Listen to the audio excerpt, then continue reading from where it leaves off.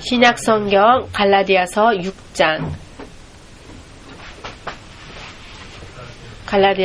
6장 7절 이하를 읽겠습니다. 7절에서 10절까지 읽겠습니다.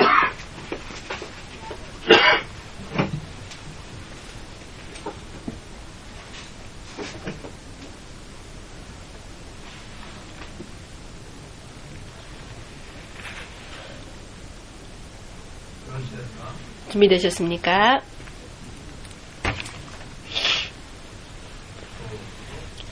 스스로 속이지 말라. 하나님은 만홀히 여김을 받지 아니하시나니 사람이 무엇으로 심든지 그대로 거두리라.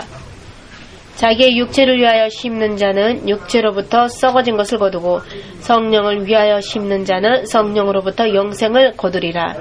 우리가 선을 행하되 낙심하지 말지니 피곤하지 아니하면 때가 이름에 거두리라. 그러므로 우리는 기회 있는 대로 모든 이에게 착한 일을 하되 더욱 믿음의 가정들에게 할지니라. 아멘.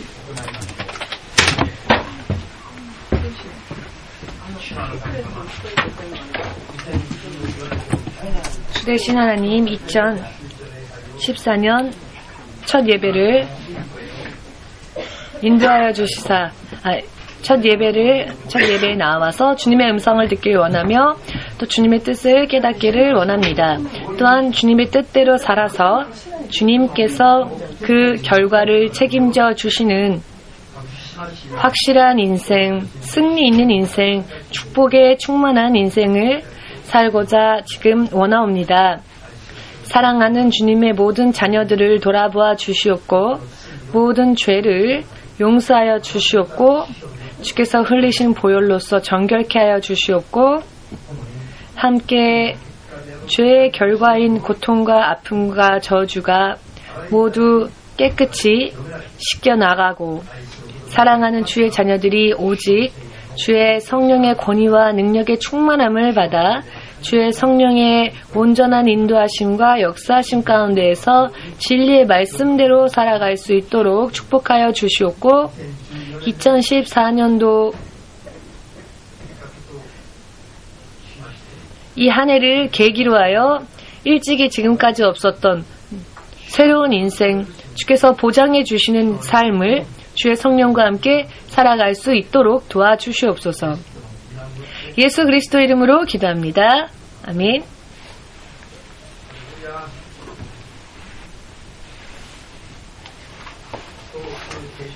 송구 영신 예배에 참석하지 않으신 분들도 계시고요. 오늘 처음 오신 분들 계시니까 새롭게 다시 인사하겠습니다. 새해 복 많이 받으십시오. 아직 신년이라는 자각이 없으신 분이 계신지도 모르겠습니다. 아직 졸린 분도 계신 것 같고요.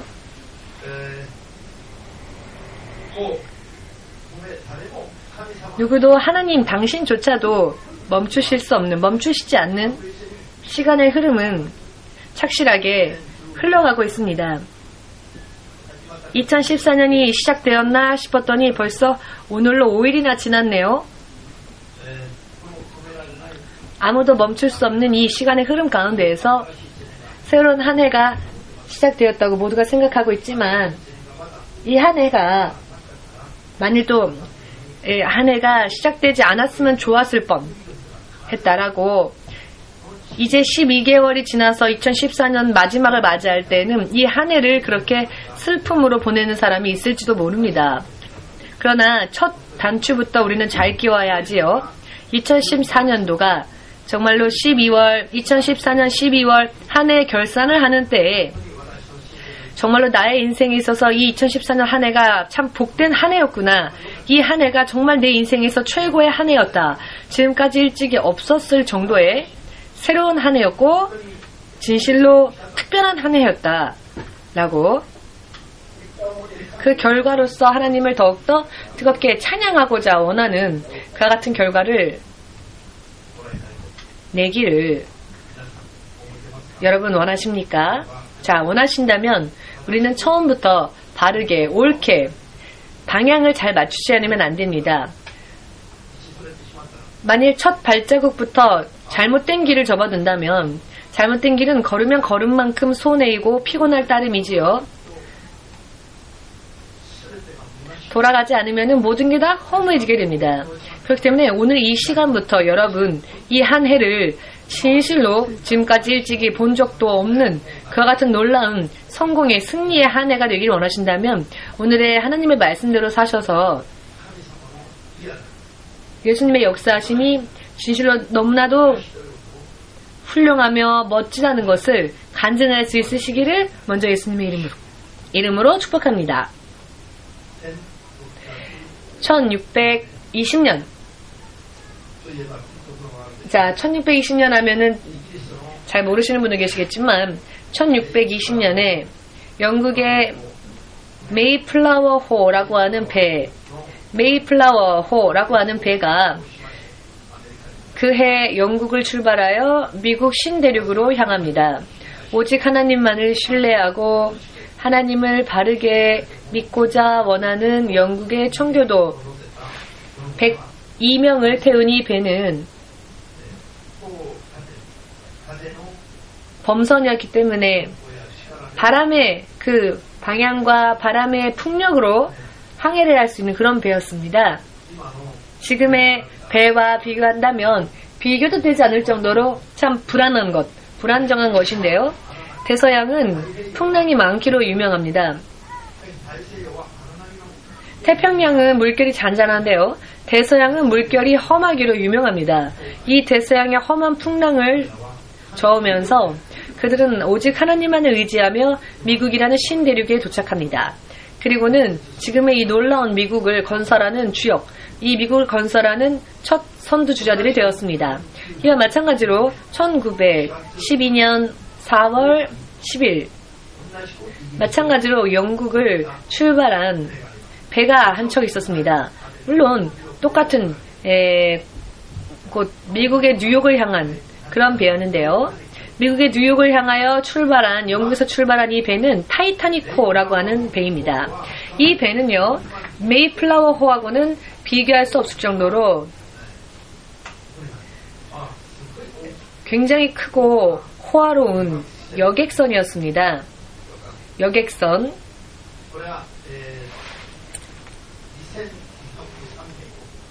2203명이라 하는 승객을 태우고 이 배가 출항을 합니다. 이 배의 선장은 이 배는 하나님조차도 신조차도 이 배는 침몰시킬 수 없을 것이다 라고 큰 소리를 치면서 이 배가 천여 출항을 하였는데요. 당시 지금으로부터 100년 전의 이야기네요. 그때가 100년 전에 46,000톤의 배라고 하니 46,000톤의 무게가 나가는 배라 하니 세계 최고가 아니었겠습니까? 여러분 46,000톤이나 되는 배를 보신 적이 없으신 분은 이해가 되지 않으실지 모르겠지만 46,000톤이라고 하는 배는 정말 대단하게 큰 어마어마한 규모의 배입니다. 이 배는 진실로 신이라 할지라도 이 배를 저물게 할 수는 없을 것이다. 큰 소리를 치면서 이 배가 처음으로 출항을 하는데 4일이 지난 어느 날 북극에서 떠내려온 빙산이요. 얼음덩어리죠. 빙산의 일각과 충돌을 합니다. 그래서 침몰을 하고 맙니다. 이 배가. 그리고 1503이라 하는 사람들이 1503명이 이 배와 함께 죽고 맙니다. 구사일생으로 정말로 700여 명 정도의 사람만이 이 배에서 구조받고 살아났고요. 1500명 이상의 사람들이 단 4일 만에 이 배에서 죽고 맙니다. 똑같은 길을, 똑같은 통로를 항해하면서 똑같은 모양으로 똑같은 곳을 향하여 영국에서 미국으로 이렇게 출발을 하였는데요. 이 두 배는 메이플라워와 타이타닉의 배는 비교할 수도 없을 정도죠. 메이플라워는 정말 보잘것없는 작은 바람의 힘으로 풍력으로 나아가는 배였지만 보기 좋게 항해에 성공을 하여서 지금의 미국을 세우는 주역이 되었고요. 세계 최고로 강한 나라를 읽었다고 자랑했었던 영국 국민들, 그리고는 신조차도 무너뜨릴 수 없다라고 큰 배를 만들어서는 큰 소리를 치고 출항을 하지만 4일도 지나지 않아서 이 배는 물에 빠지고 마는 것이죠. 난파되어집니다. 모두 함께. 하나님은 사람에게 만홀히 여김을 받는 분이 아니시다. 만홀히 여길 수 있죠. 그러나 하나님은 만홀히 여김을 받지 않으십니다. 지금도 세계의 많은 사람들이 주 되신 하나님을 너무나 무시하며 살고 있습니다. 물론 무시하거나 안 하고는 그 사람의 자유이겠지만, 그러나 사람이 하나님을 무시한다고 해서 하나님이 무시받는 분이 아니십니다. 하나님은 보신 대로 들으신 대로 사람이 어떠한 마음으로 어떠한 행동을 하였는지 전부 보신 대로 들으신 대로를 기억하시고, 언젠가는 반드시 때가 차면 그것에 대한 결과를 그 사람에게 물으십니다. 그리고 자신의 육신으로 뿌린 씨, 이 뿌린 씨를 스스로 거두어들이게 하고, 죄를 뿌린 자들은 그 영이 죽게 되고, 그러나 하나님의 말씀의 씨를 뿌리는 자는 그 영이 살게 되어 반드시 하나님의 생명의 열매를 맺을 수 있게 되는 것입니다. 어떻게 사느냐는 사람들의 자유이겠지만 그 사람들의 행동에 대한 결과를 내시는 분은 바로 하나님이십니다. 왜냐하면은 사람의 인생은, 하나님을 무시하는 사람들은 자기의 인생은 내 것이다 라고 생각하며 살지만, 그것은 하나님을 알지 못하는 사람, 하나님을 무시하는 사람의 이야기일 뿐이지, 모든 사람들의 인생이 바로 하나님의 것이며, 전 세계와 세계 모든 것이 바로 하나님의 것이며, 눈에 보이는 세계, 눈에 보이지 않는 세계도 다 하나님의 것이며, 하나님이야말로 주권자이시고 통치자이시고 창조주이시며 모든 결과를 내시고 영원히 통치하시는 분이다 라는 것을 믿으시는 분은 마음으로부터 예수님에게 영광을 돌리시기 바랍니다. 2014년도가 설치되어진 시한폭탄처럼 내 인생에서 폭발하고 마는 그와 같은 위험한 그러한 한 해가 되기를 원치 않으시는 분들은 이 한 해의 시작을 처음부터 하나님과 올바른 관계로 맺어 출발할 필요가 있고요. 하나님의 마음, 하나님의 계획에 나의 삶과 나의 인생을 맞춰 나가야 한다는 것을 믿으시고, 그 하나님을 두려워 경외하는 마음으로 지금 내 안에 예수의 이름으로 주어진 생명의 구원이 지금도 그리고 앞으로도 영원히 나의 것이 될 수 있도록 믿음으로 나아가야 할 필요가 있습니다. 설령 사람이 그것을 깨닫지 못한다 할지라도 깨닫지 못하고 행한 죄조차 하나님은 전부 다 보고 계시며 기억하시며 그 결과를 심판으로서 확실하게 그 결과를 드러내시는 분이십니다. 하나님이 내시는 결론은 영원히 그 어느 누구도 바꿀 수가 없습니다. 하나님, 이건 좀 심하지 않습니까? 하나님, 이것은 하나님의 판단 미스인 것 같습니다. 하나님께 제가 조금 어드바이스라도 좋을까요? 라고 할 수 있는 사람은 한 명도 존재하지 않습니다. 하나님이 결론을 내시면 그 후에는 그 어느 누구도 하나님이 내신 결론에 대항할 수 있는 존재는 한 명도 없다는 것을 믿으십니까? 여러분 믿으십니까? 하나님을 믿으면서도 우리가 하나님을 무시하며 살지는 않았는지, 하나님을 믿으면서도 나는 하나님을 무시하고 만홀히 여긴 것은 아닌지, 하나님을 믿으면서도 내 마음대로 내 뜻대로 산 것은 하나님을 만홀히 여긴 것이다 라는 것을 믿고 이 설교가 끝나면 우리 함께 회개의 시간을 갖기를 원합니다. 올해부터는 설교의 말씀이 끝나면 모두가 다 함께 말씀을 생각하며 회개하는 시간을 가지겠습니다. 회개하지 않으면 인생이 새로워지지 않기 때문입니다. 새로워지지 않으면 죄인인 채로 하나님과는 평행선을 이룬 채 하나님과 교제할 수 없고 어느 날 멸망으로 빠져들 때 하나님도 그 사람을 구원하지 않으시기 때문입니다. 그렇기 때문에 올해부터는 정말 언제 예수께서 재림하시더라도 그 재림을 준비할 수 있도록 언제든지 천국으로 들려받을 수 있는 그와 같은 틀림이 없는 믿음 생활을 살기 위해서 메시지가 끝난 후에는 모두가 각자의 회개의 시간을, 회개의 기도를 드리는 시간을 올해부터는 가지고자 생각합니다. 마음을 찢고 하나님과의 관계를 회복하기를 원하시는 그와 같은 마음을 여러분 새롭게 다지시길 바랍니다. 턱이 아플 정도로 어제도 기도를 했는데요. 그 기도를 드린 결과 진실로 하나님이 원하시는 것은 당신이 사랑하는 한 사람 한 사람에게 평안을, 기쁨을 주는 것이고 축복을 주는 것이고 영원한 소망을 주는 것이며 희망에 찬, 소망에 찬 길을 아무런 대가 없이 우리에게 허락하셔서 당신의 자녀들이 기뻐하는 모습을 보고 하나님은 당신께서 기뻐하시기를 원하십니다. 그러나 이 하나님의 뜻을 아는 척하면서도 행동하지 않는 자들은 크리스천으로 나는 정말 성공했다, 만족한다, 예수를 정말 입이 쉬도록 간증하고 증거하는 사람들이 동경에 이 일본 땅에 얼마나 있을까요, 과연?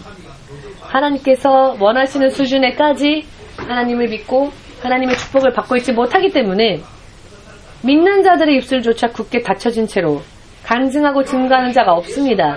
밤낮 없이 하나님의 이름을, 예수님의 이름을 부르면서도 진실로 예수님에 대하여서 정말 흥분한 마음을 가진 채 자는 시간도 아까울 정도로, 자는 시간도 편안히 푹 쉬고 일어나면 왠지 자는 시간은 하나님과 교제하지 못하여서 억울하고, 꿈속에서조차 하나님과 교제하지 못하면 그냥 푹 자고 일어나면 무언가 둔하다, 무언가 쓸쓸하다, 이런 기분을 가지는 사람이 과연 얼마나 있을까요? 예수님께서는 진실로 한탄하십니다. 그렇기 때문에 하나님께서 원하시는 것은 심판이 아닙니다. 멸망이 아닙니다. 심판과 멸망은 아무리 하나님께서 경고하시고 말씀하셔도 그 말씀을 들으려 하지 않고 결과적으로는 때를 놓친 자들, 아무리 이야기하여도 회개하려 하지 않는 자들, 아무리 말씀하여도 따르려 하지 않는 자들, 그와 같은 사람들은 더러워지고 더러워져서 더러워진 걸레는 빨아도 더럽습니다. 여러분, 걸레를 아무리 빨았다 할지라도 걸레를 얼굴을 닦는 수건으로 할 수 있겠습니까? 그렇기 때문에 끝까지 하나님의 뜻을 따르려 하지 않는 자들은 하나님이 결국 버리시고 심판하시는 것입니다. 아무리 빨아도 걸레는 걸레이지요. 그것은 얼굴을 닦는 수건으로 쓸 수 없습니다. 왜 하나님께서 심판으로 사람을 버리시느냐? 여러분, 하나님이 사람을 버리는 게 아니라 사람이 하나님을 버립니다. 하나님은 마지막까지 아무리 말씀하셔도 하나님께서 정하신 때가 차기까지 하나님의 말씀을 돌이켜보지 않기 때문에 하나님이 결과적으로는 심판하시는 것입니다. 심판하시는 것이 바로 형벌이며 죽음이라는 것을 확실하게 깨달으시길 예수 그리스도의 이름으로 축복합니다. 그리고 하나님을 업신여기고 하나님을 버리고 하나님께 등 돌리고 하나님을 떠나는 그와 같은 일이 단 한순간이라도 우리의 인생 속에 있지 않도록 우리는 결심해야 합니다. 우리는 진실로 이 2014년 한 해의 시작부터 마음속에 굳건히 결심을 할, 다짐을 할 필요가 있습니다. 여러분, 납득되십니까? 왜냐하면은 인생은 장난이 아니기 때문입니다. 장난으로 괜찮겠지 설마 이런 기분으로 인생을 살 수 있겠습니까? 그와 같은 기분으로는 인생의 문제를 해결할 수 없습니다. 한번 어머니의 태에서 태어나면 더 이상 다시 돌아갈 수 없는 게 인생입니다. 그때부터 사람의 인생이 시작되어지지요. 그 시간의 흐름 속에 떠내려갈 것인가, 시간의 흐름을 타고 하나님의 나라에까지 갈 것인가, 그것은 스스로가 결정해야 할 문제입니다. 그리고 120년 이 세상 시간, 이 세상만을 바라보면서 아무리 장수하여도 결국 이 육신은 이 땅의 한 줌 흙으로 돌아가게 설정되어 있고 우리의 영혼은 천국이냐 지옥이냐로 갈리어집니다. 하나님은 그것을 성경을 통해서 확실하게 말씀하셨습니다. 어머니의 모태에서 어머니의 태에 아이가 생명이 잉태되어지는 것은 하나님의 능력입니다. 아이는 하나님께서 주시는 것입니다. 한번 주어진 사람의 생명은 그 육체가 죽고 난 후에도 어떤 세계로 갈지 성경은 확실하게 그것을 증거하고 계십니다. 그 사람이 사는 동안에 뿌린 대로의 결과를 하나님은 다만 분류하실 뿐입니다. 하나님과 함께 있는 환경인지 혹은 하나님으로부터 벗어나버린 하나님과는 달리 사는 환경인지 이것을 분류하실 뿐입니다. 말을 바꾸자면 말입니다. 달리 하나님께서 사람을 버리시는 일은 하나님은 사람을 버리지 않으십니다. 그러나 사람이 하나님을 버리고 사람이 하나님께 등 돌리고 크리스천이 되었으면서도 불구하고 하나님의 말씀을 무시하고 하나님의 말씀을 업신여기기 때문에 그렇기 때문에 성경에 기록되어져 있는 축복이 믿는 자들의 삶 가운데 좀처럼 임하지 않는 것입니다. 그렇기 때문에 오늘부터 여러분 첫 시간이니 마음의 문을 여시고 진실로 오늘의 성경의 말씀의 마지막 절 쉬지 말고 선을 행하면 반드시 때가 이름에 거두리라 라고 하셨지요. 조금 해보았는데 조금 해보다가 안 될 것 같으니까 포기하는 게 문제입니다. 끝까지 하나님의 계획하신 때까지 하나님의 응답하실 때까지 우리가 행하면 하나님의 응답은 거기에 기다리고 있다는 것입니다. 하나님의 축복에까지 우리가 인내하며 기다리는 것이 우리의 믿음입니다. 하나님은 반드시 우리가 믿음으로 뿌린 씨에 대해서 결과를 주시고 열매 있는 길을 주십니다. 예를 들어서 대학에 입학했다 할지라도 자기의 전공 과목을 선택하여 대학에 입학하였다 할지라도 사실 전공을 살려서 그 전공으로 사회에서 예를 들어 일자리를 얻어서 일하는 사람들은 거의 없습니다. 전공을 해봤자 사회에서 취직하려고 하면은 그것이 필요 없을 때가 있고 전공을 살리지 못하는 사람이 더 많고요. 또 어떻게 하다 취직을 하여도 적성에 맞지 않아서 또다시 일을 그만두는 사람은 또 더 많습니다. 입학하기 전에 생각과 입학하거나 후의 결과와 또 취직하거나 전에 생각과 취직하거나 후의 결과가 또 다 틀리죠. 사람들은 다시 한번 찬스가 있다면 다시 나를 위해서 살고 싶다라고 생각을 하는데 사실 그렇게 생각하는 사람들이 지금 통계에 의하면요. 대부분의 사람들이 마지막에는 나를 위해서 만일 다시 태어날 수 있다면 나를 위해서 살고 싶다라고 70%의 사람들이 말을 한다는데요. 이것은 무슨 뜻이냐. 사실 내 인생을 살면서도 진정 자기 자신을 위해서는 살지 못했다라고 후회하는 사람들이 대부분 세상 사람들 가운데서 70%가 그렇게 생각한다는 것입니다. 괜찮겠지 하고 해본 게 결국 잘못되었고 그렇게 인생을 살게 되는데 사실 인생은 그렇게 속고 속아도 될 그런 인생이 아니죠. 일방통행 한 번 지나가면 돌아갈 수 없는 게 인생인데 정말로 무정한 게 인생입니다. 틀려도 다시 돌이킬 수가 없는 게 인생이지요. 시간을 되돌릴 수가 없기 때문입니다. 다시 돌릴 수가 없죠. 되돌려도 이미 지나가 버린 것은 깨끗이 청소 안 하고 앞으로라도 다시 하면 될지 모르겠지만 그러나 과거를 돌릴 수는 없습니다. 과거를 돌린다는 말, 과거를 되찾자라는 말이 있는데 이 말은 말장난이죠. 과거를 다시 어떻게 현재 시점으로 그 시간을 더 거슬릴 수 있겠습니까?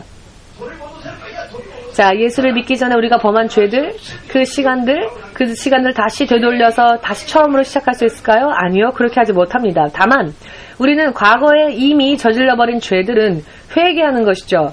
회개해서 청산할 수는 있지만 그 시간을 다시 되돌릴 수는 없습니다. 그렇기 때문에 예수를 믿어도 우리는 하루하루를 진실로 조심하여서 성실하게 충성되이 명확하게 또 올바르게 살지 않으면 우리의 삶에 또다시 후회할 일들이 일어난다는 것입니다. 이것을 잊어서는 안 될 것입니다. 모두가 열심히 자기 자신을 위하여서 산다고 생각하지만 실제로는 하나님의 말씀을 따르지 않음으로 인해 결국은 하나님을 만홀히 여기고 결국은 자기 인생을 스스로 사기치는 이와 같은 결과를 내는 것이 믿지 않는 자는 말할 것도 없고 하나님을 믿는 자들조차도 대부분의 경우가 이렇게 결국은 자기 인생을 스스로 속이면서 자신의 인생을 스스로 훔치면서 살고 있다는 것입니다. 이와 같은 일들이 절대적으로 일어나지 않게 하기 위해서는 2014년도부터는 진실로 뿌린 대로 거두게 하시는 주권자 되시는 하나님께 집중하지 않으면 안 됩니다. 아멘. 잠언 26장 2절 말씀에는요. 이유 없는 저주는 사람의 인생에 임하지 않는답니다. 나쁜 일, 죄를 범하지도 않았는데 사람의 인생에 까닭없는 저주가 임한다 하지 않았습니다. 물론 무언가 인생에 불행한 일이 원치 않는 일들이 일어날 때에는 반드시 그런 일이 일어난 것에는 과거에 내가 살아온 동안에 무언가 하나님 앞에서 잘못 행동한 죄, 그 죄가 있기 때문에 이 죄가 원인이 되어서 지금의 현실 속에서 내가 원치 않는 일들이 일어난다는 것입니다. 지금의 현실 속에서 우리가 끌어안고 있는 많은 원치 않는 문제들은 전부 지금까지 일찍이 이전에 우리가 불신앙으로 뿌린 죄에 대한 결과라는 것입니다. 다른 원인은 그 어디에도 없다는 것입니다. 전부 자기가 뿌린 씨를 결국은 지금 거두고 있는 것이기 때문에 여러 많은 인생의 아픔이나 고통이 인생 속에서 일어난다는 것입니다. 물론 지금 현재 내가 어떻게 뿌리느냐에 따라서 미래의 나의 인생 또한 상상할 수 있는 것입니다. 영원한 자신의 인생까지 상상할 수 있는 것입니다. 하나님께서는 그것을 확실하게 지금 어디를 걷고 있는지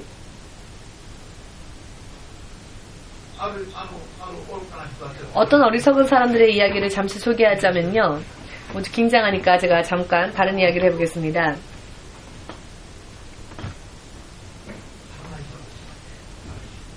약간 바보들의 이야기를 잠깐 소개하겠습니다. 그럼 여러분 너무 긴장하지 마시고요. 여유 있게 말씀을 들으십시오. 바보 2명이 있었는데요. 이 바보 2명이 어느 마을에서 보름달, 자신들의 마을이 아닌 다른 마을에서 보름달을 보게 됩니다. 그 보름달을 그 한밤중에 다른 마을을 걸어가다가 이 보름달을 본 겁니다. 그랬더니 바보가 다른 바보에게 저게 뭡니까? 하고 물었습니다. 그 보름달을 보면서요. 그랬더니 다른 바보가 저는 몰라요. 저는 사실 이 마을에서 안 살거든요. 전 다른 마을에서 왔기 때문에 저게 뭔지 몰라요. 여러분 이런 우스갯소리 들은 적 있으십니까? 이런 이야기 들으면은 춥다 썰렁하다 얘기하죠. 전혀 재미있지 않은데 혼자 재미있게 얘기하니까 아무도 재미있다고 생각하지 않으시죠? 목사님은 재밌었습니다. 왜 재밌었느냐면요, 자기 마을이 아니라는 이유로 보름달을 보면서도 그게 뭔지를 모른다고 말하니 얼마나 바보스러운 이야기입니까? 그런데 이렇게 바보같이 세상을 사는 사람들이 너무나 많습니다. 내가 지금 보름달을 바라보고 있으면서도 자리가 좀 바뀌고 환경이 좀 바뀌고 상황이 바뀌었다고 하는 것 때문에 전혀 알지 못한 채 사는 사람들이 많습니다. 즉 자신의 인생을 제대로 파악하지도 못한 채 보고 있으면서도 깨닫지 못하고 듣고 있으면서도 알지 못하고 인생이라는 게 무엇인지를 알지 못한 상황 속에서 인생을 사는 사람들이 얼마나 많냐라는 것입니다. 이것은 바보들의 이야기가 아니라 하나님을 알지 못하는 모든 사람들의 이야기입니다. 웃으시는 분은 이사야만 상밖에 안 계셨는데요. 이사야만 상은 이런 이야기를 들으면 재미있으신가 봅니다. 자기 스스로는 아무것도 할 수 없다 라는 것을 아는 사람들은 이런 이야기를 들으면 재밌습니다. 그런데 내 힘으로 뭐든지 할 수 있다 라고 생각하는 한 이런 이야기를 들으면 바보 같은 소리다 라고 들릴 겁니다.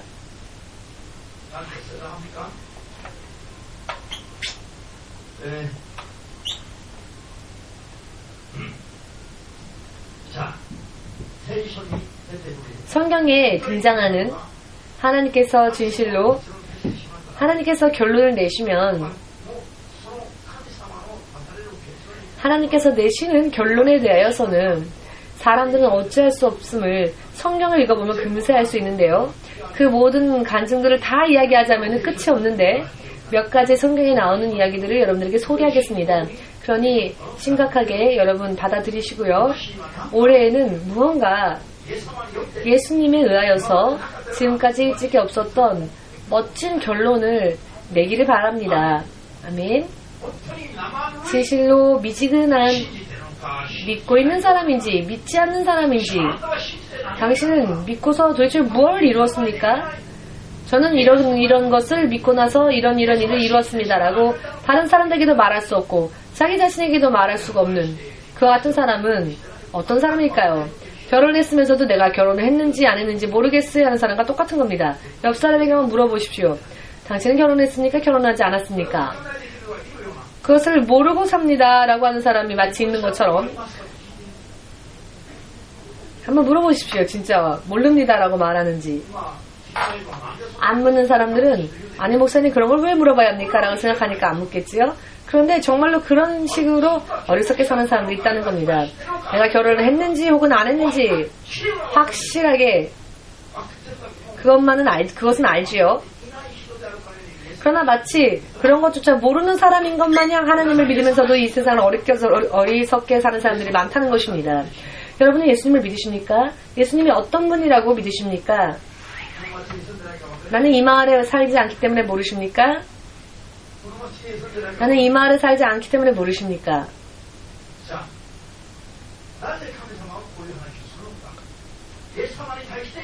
왜 하나님께서 이런 이야기를 하실까? 예수님에 대하여서 바른 믿음을 보이는 사람들이 너무나 적기 때문에 하나님은 이와 같은 말씀까지 하시는 겁니다.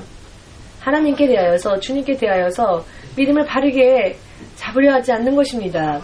다만 믿지 않는 것보다는 믿는 게 좋겠다 싶어서 나는 기독교란 종교를 가졌다 라든지, 교회를 오는 쪽이 안 오는 것보다는 마음의 평안이 있어서 옵니다 라든지, 이런 단계에 그냥 머물러 있는 크리스천들이 너무나 많지요. 이것은 진실로 유감스러운 이야기가 아닐 수 없고 불쌍한 이야기가 아닐 수 없습니다. 왜냐하면은 이대로 시간이 흐르다가 보면 마침내 스스로가 그 결과를 거두어들일 때가 오기 때문입니다. 올해 12월 마지막 날에 진실로 2014년을 돌아볼 때, 그리고 2014년을 결산할 때 정말로 너무나 복된 한 해였다라고 하는 사람과 그냥 그랬다라고 하는 사람과 2014년이 차라리 내 인생에 없었으면 좋았을걸 이렇게 생각하는 여러 많은 사람들이 나오겠지요. 그러나 하나님께서는 100% 여러분과 제가 만족하는 삶을 살기를 원하십니다. 예수님으로 인해 살면 살수록 오르막길, 살면 살수록 예수님과 함께 사는 이 나날이 너무나 가치 있고, 살면 살수록 예수님에 대한 열정이 뜨겁게 타오르는, 그리고 예수님과 같이 예수님께서 우리의 모든 인생의 목적이 될 수 있도록 우리가 그렇게 살기를 바라십니다. 왜냐하면 예수님처럼 살면 가장 완벽한 축복을 그것도 영원토록 받을 수 있기 때문입니다. 믿으십니까?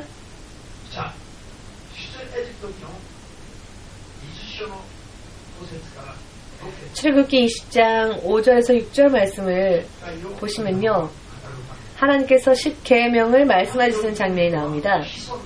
하나님을 미워하는 자는 자손 3세대 4대까지 저주받을 것이다.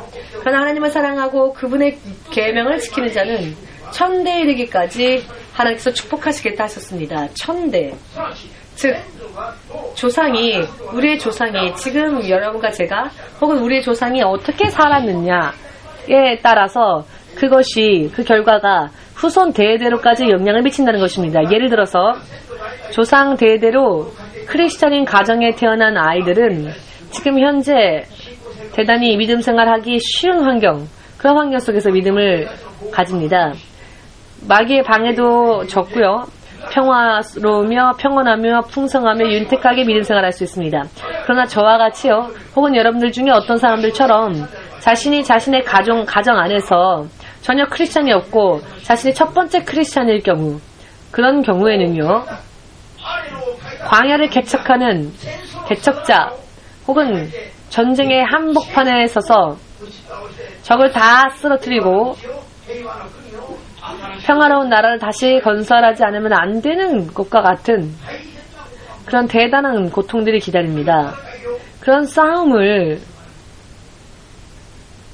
하지 않으면 안 되게 됩니다. 왜냐하면은 조상 때에 뿌려진 죄의 씨가 있습니다.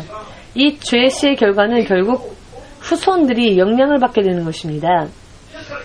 그렇기 때문에 지금 여러분과 제가 어떻게 사느냐는 자신의 인생도 좌우하지만요, 지금 나의 삶의 행동에 의해서 우리의 후손에게도 그 영향이 미치고요, 아이들에게, 그 가정들에게 영향이 끼치기 때문에 어떤 사람은 그런 좋은 가정에 태어났던 이유만으로 부모로부터 은혜를 받는 자들이 있는가 하면, 어떤 아이는 태어나면서부터 저주의 사슬에 결박당하여 태어나면서부터 그 운명이 엉망진창이 되는 아이들도 많이 있는 것입니다.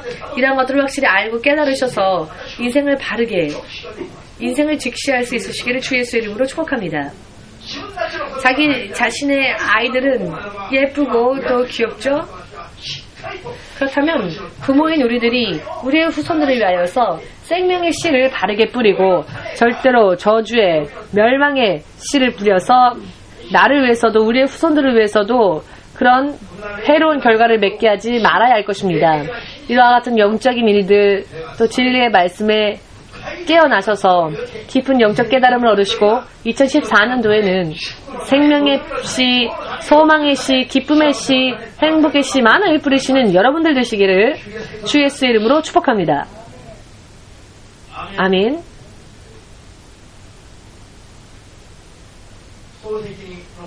창세기 9장에 나옵니다만 노아의 자녀 셋이 있습니다. 노아가 포도주를 마시고 취하여서 그들의 집이었던 천막 바깥에서 벌거벗은 몸이 되어 잠이 들었을 때 그의 아들인 함이 아버지의 벌거벗고 술 취해 잠든 모습을 보고는 그것을 다른 형제들에게 고하였습니다. 즉 아버지의 부끄러움, 수치를 형제들에게 다 말해버린 것이죠. 그러야 했더니 형인 셈과 야벳은 아버지의 옷을 가지고는 아버지의 벌거벗은 몸을 보지 않기 위해서 아버지에게 뒷걸음질 쳐서 가까이 가서는 아버지의 몸에 아버지 옷을 덮어주고 그 다음에 또 다시 아버지를 보지 않은 채 뒷걸음질 쳐 돌아옵니다. 잠에서 깬 노아가 자신에게 일어난 일들, 아들들과 자신들 안에 일어났던 일을 깨닫습니다.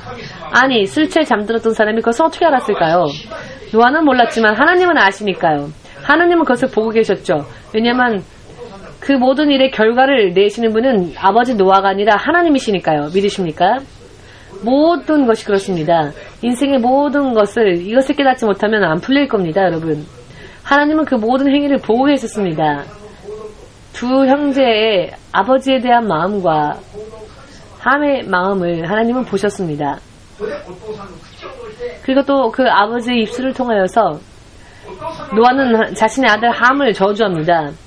아비의 수치를 보고 형제들에게 고자질한 그 함의 죄는 형제들의 노예 중에 노예가 되어서 이렇게 저주를 받습니다. 아무 생각 없이 하는 행동이 지금의 아프리카의 검은 대륙의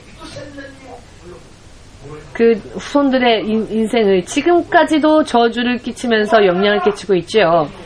태어나면서부터 백인의 노예로 태어나서 동물처럼 취급을 받는 그와 같은 흑인으로서 태어나지 않았으면 좋았을 뻔했는데 태어난 이상 도망갈 수도 없는 이 운명의 굴레, 운명의 쇠사슬이 어디서부터 시작되었는가 하면은 함이 아무 생각 없이 이와 같은 결과가 오리라고는 상상도 하지 못한 채 행동한 죄의 결과라는 것을 믿는 자만이 하나님께 아멘으로 영광 돌리시기 바랍니다. 그래야 하나님의 주권을 경외하는 여러분을 내셔서 여러분들의 인생이 하나님을 무시하고 업신여겨 스스로의 인생을 그렇게 저주 속에 빠뜨린 자가 없기를 축복합니다. 셈과 야벳은 아버지에게 문제가 있었지만은 그러나 아버지의 문제를 끄집어내지 않았죠. 오히려 아버지의 부끄러움을 덮어주기 위하여서 그 허물을 덮어주기 위하여서 아버지의 벌거벗은 몸을 보지 않기 위해서 뒷걸음질쳐 들어가 아버지의 부끄러운 부분을 아버지의 옷을 덮어주어 가려준 이 셈과 야벳을 하나님은 축복하셔서 셈과 야벳은 창대한 축복을 받게 됩니다. 하나님은 셈의 하나님이 되시고 야벳은 셈의 장막에 거하게 되며 그러나 함의 자손인 가나안은 이 셈의 노예 또 야벳의 노예가 되라 라고 명령하신 것이 셈족은 유대인 하나님은 유대인의 하나님이 되었죠. 셈족의 하나님이 되었습니다. 야벳은 백인들이 이스라엘 하나님을 믿으면서 풍성한 축복을 받게 되지요. 그러나 그들은 영적으로 볼 때는 셈의 장막에 거하는 것이 되었습니다. 이것이 지금 오늘날에도 영향을 끼치고 있다는 것을 믿으십니까? 믿으십니까? 유럽의 백인들이 미국의 백인들이 아프리카의 대륙에서 태어난 흑인들을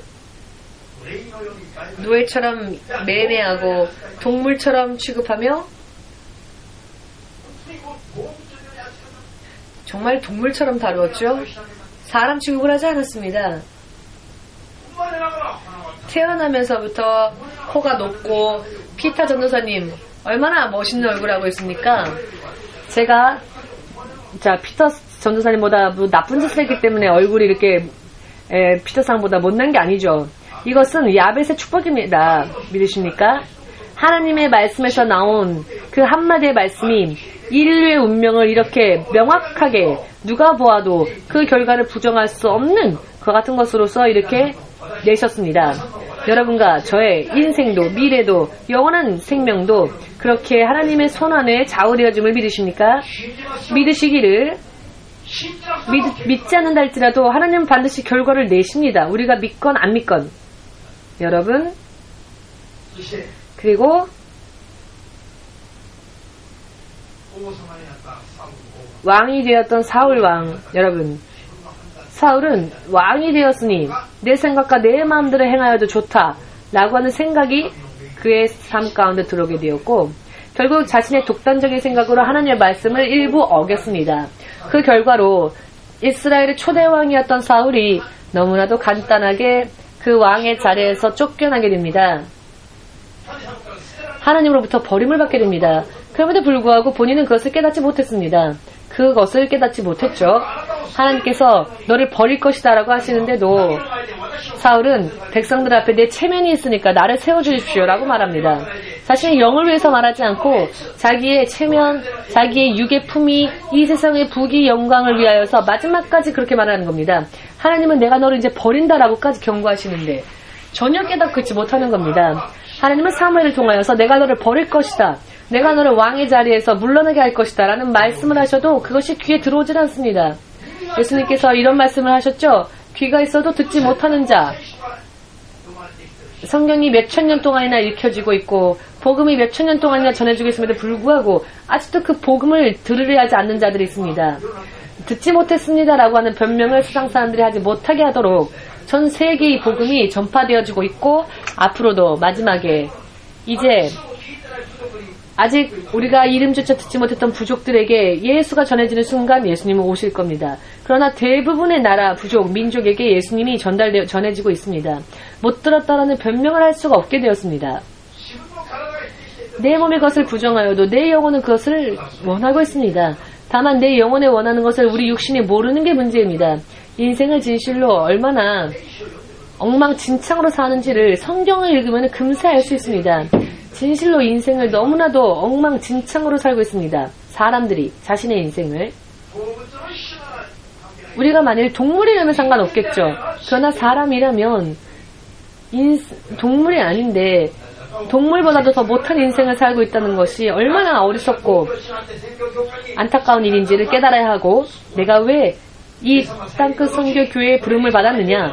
그것은 하나님의 보호하심과 하나님의 구원하심을 받기 위하여서 마지막 때의 환란을 면하고 하나님이 예수께서 재림하실 때 우리도 하늘나라로 올라가서 하나님의 상에 같이 참여하기 위하여서라는 것을 믿으시기를. 그리고 이 자리에 와 있으면서도 그와 같은 믿음을 만들려 하지 않으면 하나님 앞에 나오는 의미가 없습니다. EMC 교회 연합에 우리 지교회 교회도 다 똑같죠. 예수님이 다시 오실 때 이 땅에 남겨줘도 좋다고 생각한다면 우리가 지금 이렇게 함께 연합되어 있는 것이 의미가 없습니다. 왜냐하면 하나님은 말씀하셨죠. 앞으로 그 결과를 내 눈으로 보고 확인할 수 있는, 하나님은 저에게 너는 무덤이 필요 없다 하셨습니다. 무덤이 필요 없는 시대라고 하셨습니다. 이런 복음이, 여러분, 이런 말은 복음과는 무슨 상관이 있느냐라고 생각하신다면 다른 교회 가셔도 좋고, 교회 가도 잔소리 하지 않는 그런 교회, 눈곱 낀 채로 가도, 주일 예배 늦게 가도, 주일 예배 쉬어도 아무런 간섭하지 않고 괜찮아요 라고 해주는 그런 교회 가도 좋습니다. 그러나 다만 명확하게 나의 인생에 예수님의 이름으로 약속되어진 축복이 진실로 영원히 확실하게 임하기를 원하는 분만이 오사카라 할지라도 와야 할 것이며 홋카이도라 할지라도 와야 할 것입니다. 아멘 되십니까? 확실하게 왜 나 자신이 사람으로 태어났으며 내가 사람인 이상 어떻게 살아야 하며 내가 왜 교회로 인도함을 받았으며 내가 왜 예수를 믿어야 하는지 관심이 없다면 교회 올 필요가 없습니다. 어차피 육적으로 살다가 육으로 뿌려서 예수님처럼 살 희망이 없는 사람들은 우리 교회 올 필요가 없습니다. 왜냐하면 피곤하기만 할 때이니까요. 교회에 오는 것이. 그런 목적이 없다면. 제가 지금까지 목회를 하면서 설교가 짧다라고 이야기를 들은 적이 없습니다. 대부분의 사람들이 설교가 길다, 설교가 세다라는 말을 들었습니다. 한 분 웃고 계시는데요. 그분은 예외입니다. 드디어 한 명은 나타났습니다. 말씀이 짧다고, 설교가 짧습니다라고. 제가 설교를 하면서 15년 만에 단 한 사람 나타났습니다. 설교가 너무 짧은 것 같습니다라고. 제가 그걸 또 소문으로 들었습니다. 그런 말을 하더라라고. 여러분, 왜 세상 사람들이, 세상 크리스천들이 이렇게 예수님을 기뻐하지 못하고 있을까요? 이유는 간단합니다. 크리스천들의 마음이 육의 단계에 머물러 있기 때문에 그렇습니다. 거듭나서 영적이 되어 있지 못하기 때문에 대부분의 크리스천들이. 지금 이 자리에 앉아있는 여러분들도 오늘부터 그런 부분이 있다면 회개해야 합니다. 회개하지 않는 한 어렵습니다. 지금 깨달으시길 예수님의 이름으로 축복합니다. 신 목사님이 걸어가는 길, 똑같은 길을 나도 걷고 싶다 생각하신다면 여러분들도 그와 같은 믿음을 만들어 나가야 합니다. 신 목사님의 믿음이 여러분들의 믿음을 커버해 줄 수는 없습니다. 다만 신 목사님의 믿음을 보고 그것을 모범으로 할 수는 있겠지만 신 목사님이 여러분을 대신하여 믿어줄 수는 없습니다. 예수님이 걸어가신 길이기 때문에 예수님이 대신 우리 대신 예수님이 걸어주십니까? 아닙니다. 예수님이 걸어가신 길을 보고 우리도 따라야 합니다. 그것을 배워야 합니다. 개인이. 믿음이란 건 무엇인가에 대하여서 더 새로운 의미로 여러분 올해부터 다시 생각하셔서 오늘 밤 당장 예수님이 이 땅에 재림하신다 할지라도 그 재림을 맞이할 수 있는 그런 믿음을 매일매일 만들어 나가지 않으면 안 됩니다. 아멘 되십니까? 확실하게 합시다. 믿음을. 구원받고자 원하십니까? 예수님의 것이 되기를 원하십니까? 그렇다면 회개의 삶을 사십시오. 매 순간순간 회개하십시오. 아멘. 매일매일을 새롭게 하시길 바랍니다. 진실로 진정한 의미로 이 2014년을 새로운 한 해로 만듭시다. 작년까지의 믿음은 여러분 그 믿음이 하나님 앞에 합격되어지지 못한 사람이 대부분입니다. 이것은 제가 여러분을 저주하는 말이 아니라 경고하는 말, 여러분들을 깨우고자 하는 경각의 말입니다. 다윗 왕은 사울 왕이 저주받아 하나님으로부터 버림받는 모습을 영원토록 하나님으로부터 버림받는 모습을 다윗은 그 사울이 버림받기까지 다윗은 어떠한 삶을 살았냐면은 허허한 들판에서 아무도 돌봐주지 않는 곳에서 완전한 고독의 몸이 되어 그저 양을 돌보는 사람이었죠. 곰이 덮치면 곰을 물리치고 늑대가 덮치면 늑대를 물리치면서 자신의 힘만으로는 할 수 없는 그와 같은 일이 있을 때마다 그는 하나님께 모든 것을 의지하고 하나님 앞에 모든 것을 다 맡겼습니다. 그리고 그 힘을, 하나님의 능력을 의지하였죠. 소년 다윗은 단 한 번도 사자에게, 곰에게 당한 적이 없었고 전부 다 물리쳤습니다. 그것은 하나님을 중심으로 하여 하나님을 의뢰하였기 때문이었고 하나님은 그의 얼굴을 보신 것이 아니라 그의 마음의 중심을 보시고 이는 내 마음에 합한 자다라고 하셨습니다. 그리고는 사무엘아 너는 다윗에게 기름 부어 이스라엘의 두 번째 왕으로 삼아라. 아무도 보지 않는 곳에 있어도 자 사무엘은 다윗이 돌아오기까지 식사도 하지 않고 그를 기다렸죠. 그를 축복하기 위하여서 하나님은 여러분들을 축복하시기 위해서 여러분들을 항상 기다리고 계시는 것처럼 그와 같은 믿음 생활을 언제나 항상 마음의 중심으로부터 해야 할 필요가 있다고 믿으신다면 아멘으로 예수님에게 영광 돌리시기 바랍니다. 아멘. 토간에부터 아침부터 이렇게 날라온 이렇게 믿음을 보이고요. 사실 그러나 그것은 대단한 일은 아니라 그가 해야 할 일을 열심히 한 것입니다. 그러니 계속하십시오. 선한 일은 계속하십시오. 예수님을 정말로 믿는다면 도간에서부터도 달려오는 것입니다. 다윗은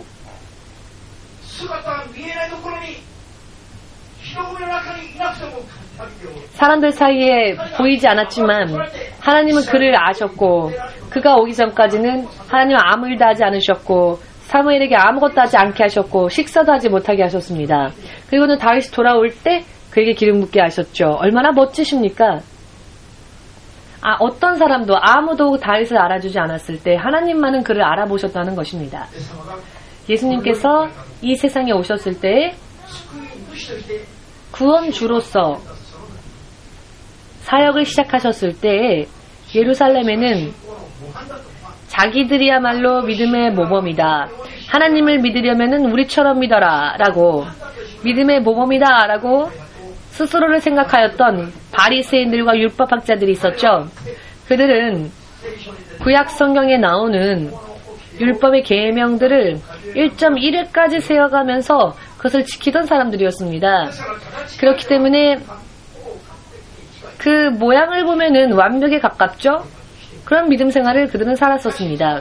허나 그런 그들을 예수님은 보시며 그들에게 무엇라 말씀하셨습니까? 독사의 자식들아라고 하셨죠. 누가 너에게 말하였느냐? 지옥에 임박할 진노로부터 도망갈 수 있으리라, 피할 수 있으리라. 누가 너에게 말하였느냐? 이렇게 질책하십니다. 그들은 손발을 움직이면서 모양은 있는, 형식은 있는 율법과 확실하게 똑 떨어지는 행위는 보였습니다.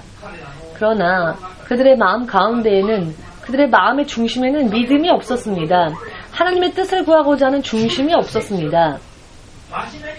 성실히 하고자 하는 그런 마음은 없고 다만 형식과 겉모습만 있었을 뿐입니다. 예수님은 우리의 마음 중심까지 보십니다.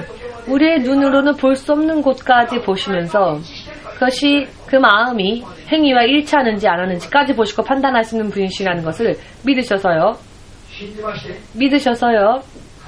하나님을 스스로 떠나는 자가 없으시기를 예수님의 이름으로 축복합니다. 아멘. 2014년도는 정말 심각해집시다. 진정한 하나님의 사람이 되고자 애씁시다. 그리고 확실히 믿음의 결과를 증거할 수 있는 해가 될 수 있도록 합시다. 믿는 자인지 믿지 않는 자인지 하나님을 믿어도 항상 힘든 일만 있다 하는 그런 믿음으로는 하나님 앞에 합격받을 수 없습니다. 하나님께서 우리들을 위하여서 약속하여 주신 축복이라는 것이 무엇인지를 진실로 맛보기 시작하면요, 누리기 시작하면요, 얼마나 그것이 복된 것인지를 압니다. 맛보면서 누리면서 삽시다.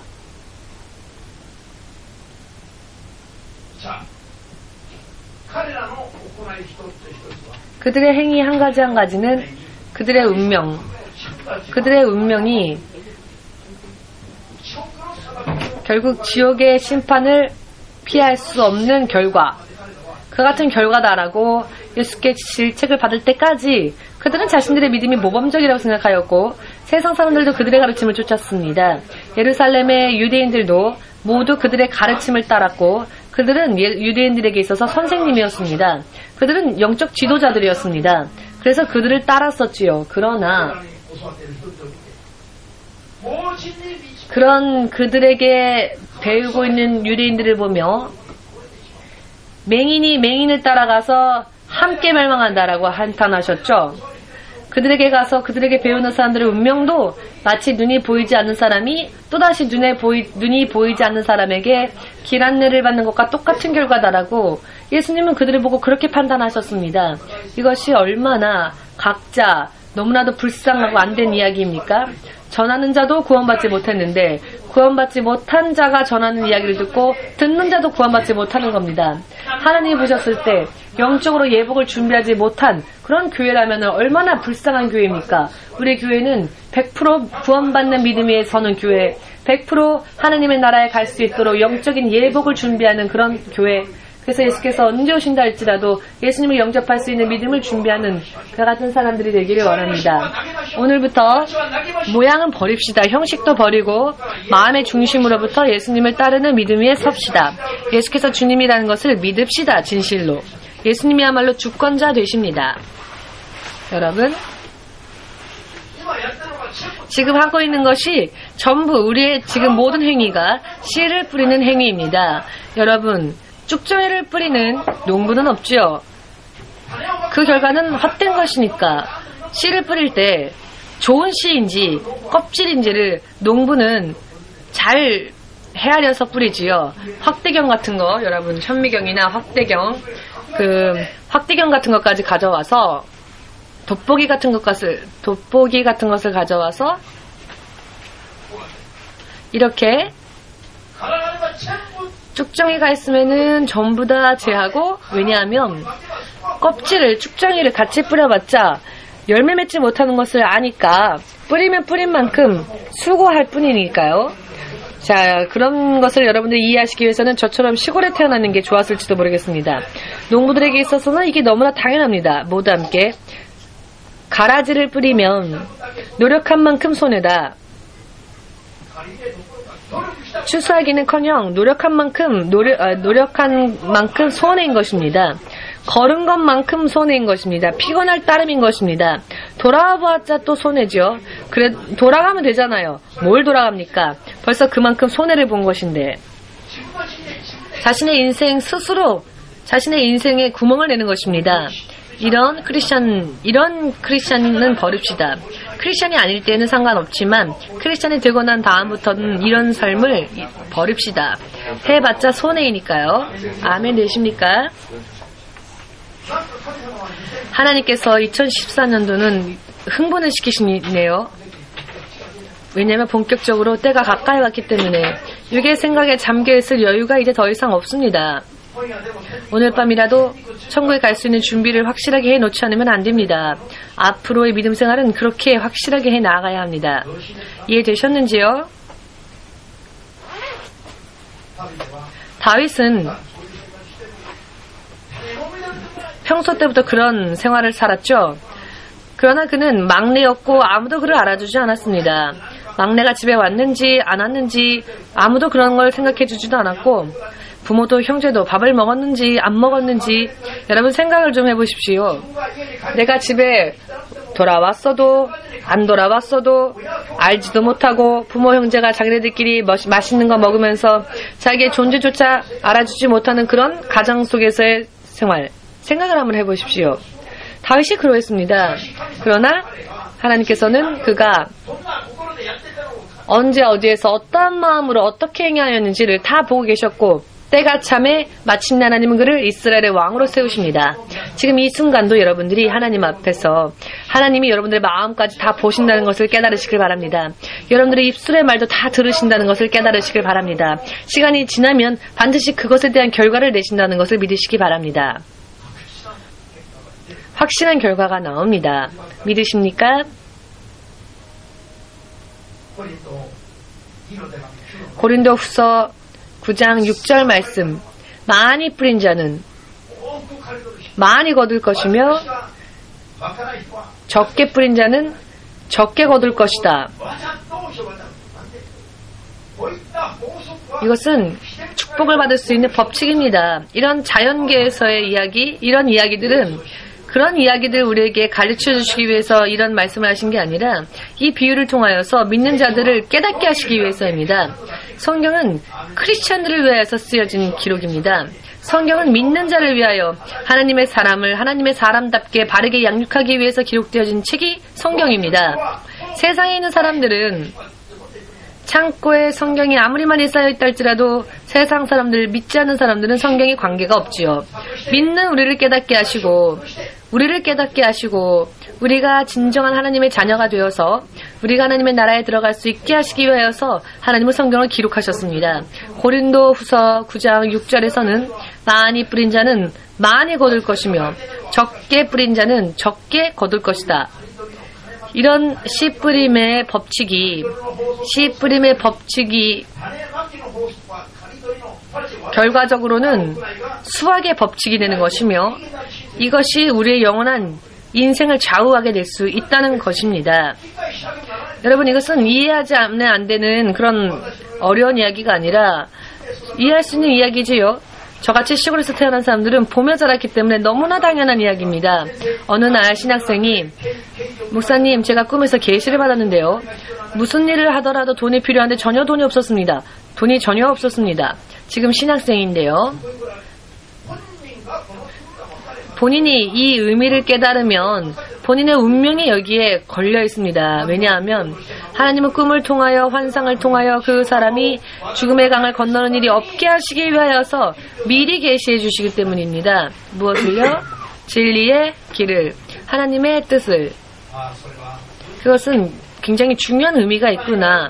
무언가 하고자 하여도 돈이 없는 꿈. 아이가 있어도 그 아이를 보살피려고 하여도 돈이 없는 꿈. 여러분 생각을 해 보십시오. 은행에 돈을 맡겨두지 않았다면 어떻게 은행에 가서 돈을 찾을 수 있겠습니까? 뿌려놓은 게 없는데 어떻게 거둘 수 있겠습니까? 지금 우리가 은행에 많이 저축해두면 정말 필요할 때에는 유용하게 쓸 수 있지요. 그러나 전혀 저축을 하지 않았는데 어떻게 필요한 때에 빈 통장만 가지고 가서 은행에 가서 돈 달라고 졸를 수 있겠습니까? 맡긴 돈이 없으니 은행에서 돈을 찾을 수도 없는 것이죠. 천국에 쌓아준 게 없으면 하나님으로부터 아무것도 받을 수 없다는 것입니다. 목사가 되어도 마찬가지입니다. 지금까지 신학생 때 훈련받을 때 계속 여러 많은 의미에서 뿌린 것이 없다면은 목회자가 되어도 능력도 없고 지식도 없고 지혜도 없습니다. 지금이야말로 많이 뿌릴 때입니다. 많이 뿌려주면 하나님은 30배, 60배, 천녀왕국에서는 1000배로, 하나님의 나라에서는 무한배로. 조금 해보고 안 되겠다. 금세 포기하고, 금세 피곤하고, 금세 지치고, 이런 사람들이 너무나 많기 때문에 오늘의 읽은 성경 말씀의 9절에서는 뭐라고 하십니까? 낙심하지 말고 선을 행하라. 쉬지 말고 낙심하지 말고 선을 행하라. 그래야면 복숭아는 3년 만에 열리고 밤도 3년 만에 열리고 감나무는 심은 지 8년 만에 열리죠. 복숭아, 밤은 3년 만에 열매를 맺습니다. 감나무는요 8년, 심은 지 8년이 걸려야 감은 열립니다. 감씨를 뿌려놓고 아니 복숭아랑 밤은 벌써 열매를 맺는데 왜 이 감나무는 감을 맺지 않을까? 그게 아니라는 거죠. 이게 일본 속담인데요. 너무나도 훌륭한 속담입니다. 그런데 일본 사람들은 알고 있는데 크리스천들이 이것을 모르고 있습니다. 복숭아와 밤은 3년 만에 열매를 맺을 수 있지만 감은 8년이나 기다려야 합니다. 그러니 서두를 필요가 없다는 겁니다. 그런데 크리스천들이 이것을 모르고 하나님의 때를 알지 못한 채 서두르다가 포기하고 지치는 것입니다. 그렇기 때문에 하나님은 우리에게 말씀을 통해 말하십니다. 뿌려두면 반드시 하나님이 정하신 때가 차면 거둘 수 있습니다. 아멘 되십니까? 지금 성경은 우리에게 말씀하십니다. 아직 기력이 있을 때, 아직 체력이 있을 때, 아직 가진 것이 있을 때, 아직 지혜가 있을 때, 아직 몸을 움직일 수 있는 지금 이때에, 아직 드릴 수 있는 지금 이때에 하나님께 다 하여라 라고 그리해두면 지금 있는 것이 육신까지 이 땅에 돌아가게 될 그날에 하나님의 나라에서 영원히 우리는 거두며 살 수 있다 하십니다. 아멘이십니까? 그러나 육으로 뿌려둔 것은 자신의 육이 망하는 그 순간 결국 모든 것을 다 이 땅에 두고 육체조차 이 땅에 사라진 채 하나님의 나라에도 갈 수 없게 됩니다. 성경은 사람이 인생에서 실패해서는 안 되기 때문에 성경은 때때로 우리들에게 경고의 말씀을 주십니다. 그러나 사람들이 그것을 모릅니다. 사람들이 성경의 말씀을 지금 이 시대 사람들은 하나님의 말씀을 그대로 다 받지 않고 말씀을 골라 먹지요. 자기가 좋아하는 부분만 들으려고 하고 자기가 좋아하는 말씀만 골라서는 교리를 만듭니다. 그리고 성경은 뒤로 하고 교리에 빠진 채 교리를 가르치고 교리 가운데에서 그렇기 때문에 결과적으로는 그 마음은 하나님에게서 떠나 있는 것입니다. 성경으로 돌아갑시다. 성경의 말씀으로 돌아갑시다. 한 가지 말씀, 성경의 모든 말씀에는 모든 생명과 축복이 담겨 있습니다.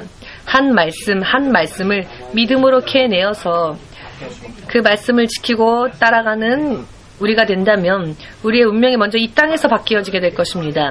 이 땅에서 먼저 결과가 나올 것이고 복음의 증인으로서 2014년도부터는 땅끝까지 복음의 증인이 되어서 여러분과 제가 서야 하지 않겠습니까? 그렇게 서기를 원합니다. 하나님 우리를 더욱더 지원하시기 원합니다. 이것이 2014년 우리 EMC교회 연합에 허락하신 하나님의 뜻이십니다. 하나님으로부터 듬뿍 받아서 모든 능력과 축복도 듬뿍 받고 예수를 증거하는 예수님의 증인, 내가 믿은 믿음을 결과적으로 자랑할 수 있는 증인, 내가 본 것, 들은 것, 이와 같은 것을 말할 수 있는 증인이 되어야 합니다. 즉 우리가 먼저 축복받고 우리가 먼저 능력받지 않으면 증거할 수 없으니까 우리가 먼저 그와 같은 축복을 받아야 한다는 것이죠. 이것을 집중하여서 올해부터는 더욱더 뿌려나가면 여러분들이 진실로 성경이 증거하는, 성경이 보장하는 예수님의 증인이 될 수 있을 것입니다. 성경이 보증하는 예수님의 증인이 된다면 우리의 운명이 바뀌지 않겠습니까? 이해되셨는지요? 올해부터는 적어도 이것만큼은 확실하게 기억하십시오. 방향을 절대로 잘못된 방향으로 틀어서는 안 된다는 것. 하나님을 향해 올바른 방향을 잡고 나아가야 한다는 것. 여러분들의 목적은 무엇입니까? 목표는 무엇입니까? 모두 함께 능력과 축복과 성령을 받아 예수를 증거할 수 있는 사람이 되자. 이것이 올해의 우리의 목적입니다. 우리의 목적, 우리의 목표입니다. 송구 영신 예배 때의 메시지를 참고로 해주시기 바랍니다. 이것이 우리 교회를 향하신 올해 하나님 우리에게 주신 말씀이며 우리 교회의 목적입니다. 자, 이 시간은 지금까지 그렇게 하지 못했던 것, 여러분 개인이 회개하는 시간을 가지기 바랍니다. 회개하지 않으면 새로워질 수 없고 벽을 부술 수 없고 전진할 수 없습니다. 지금까지의 나의 잘못되어진 부분을 회개하고 하나님을 볼 수 있도록, 하나님과 동행할 수 있도록 모두 함께 기도하는 시간을 가지겠습니다.